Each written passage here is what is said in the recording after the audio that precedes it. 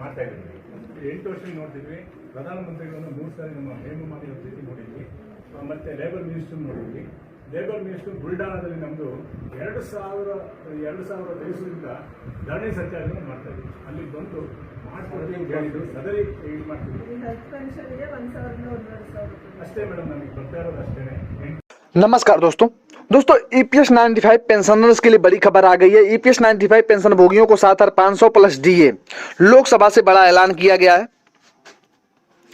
EPS 95 pension भोगियों के लिए न्यूनतम पेंशन 7,500 प्लस डीए पर लोकसभा से बड़ी खबर निकल कर आ रही है। 10 फरवरी 2025 ईपीएस 95 के पेंशन भोगियों के लिए न्यूनतम पेंशन और अन्य भत्तों को लेकर लंबे समय से मांग उठ रही है। इस विषय पर लोकसभा में सांसद अरविंद गणपत सावंत ने श्रम एवं रोजगार मंत्रालय से सवाल किया कि क्या सुप्रीम कोर्ट ने ईपीएस 95 पेंशन धारकों के लिए न्यूनतम पेंशन बढ़ाने और अन्य लाभ देने का आदेश दिया है। इस पर श्रम और रोजगार मंत्री सुश्री शोभा करंदलाजे ने लोकसभा में जवाब दिया।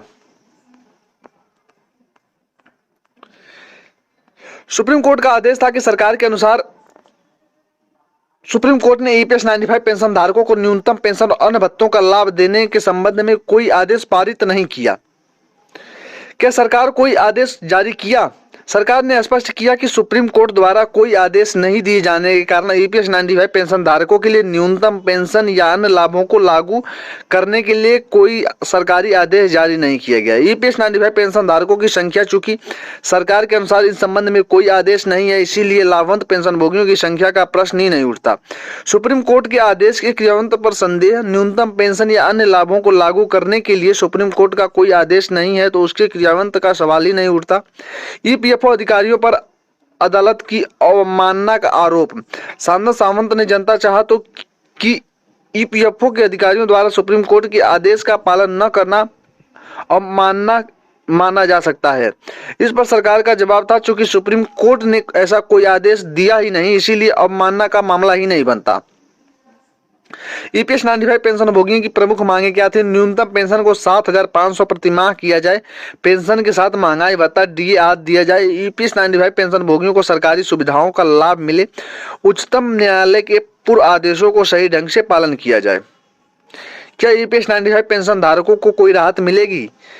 ईपीएस 95 पेंशन धारक लंबे समय से न्यूनतम पेंशन बढ़ाने की मांग कर रहे हैं। हालांकि सरकार ने स्पष्ट कर दिया है कि सुप्रीम कोर्ट ने कोई ऐसा आदेश ही नहीं दिया। इसका मतलब यह है कि सरकार के स्तर पर ही कोई निर्णय लिया जाएगा, न कि अदालत के आदेशों के तहत। क्या सरकार ईपीएस 95 पेंशन धारकों की मांगों को सुनेगी या नहीं, यह अभी तक एक बड़ा सवाल बना हुआ है। अलग अलग प्रकार का अपना जो है अवहेलना कर रहे हैं। इस प्रकार से जब जवाब दे दिया गया, जब सारी बातें साफ हो गई, तो अब किसी के ऊपर सवाल करने का हक ही नहीं बनता। फिलहाल मैं इस पे अलग से एक वीडियो लेकर के आऊंगा, स्पष्ट रूप से उनकी बातों को भी दिखाऊंगा, क्योंकि जिस प्रकार से वहां पे सवाल पूछे गए, अगर इस प्रकार का कोई लंबित मामला, तो ईपीएस 95 न्यूनतम पेंशन का तो मामला है नहीं, हायर पेंशन का मामला था। हायर पेंशन के मामले के विकल्प पे सवाल नहीं पूछा गया, न्यूनतम पेंशन के मामले पे पूछा गया। तो न्यूनतम पेंशन का सवाल भी पूछना, वो जिस प्रकार से पूछना चाहिए तो वो उसी ढंग नहीं था। हालांकि इस पर जवाब भी उसी प्रकार से दे दिया गया।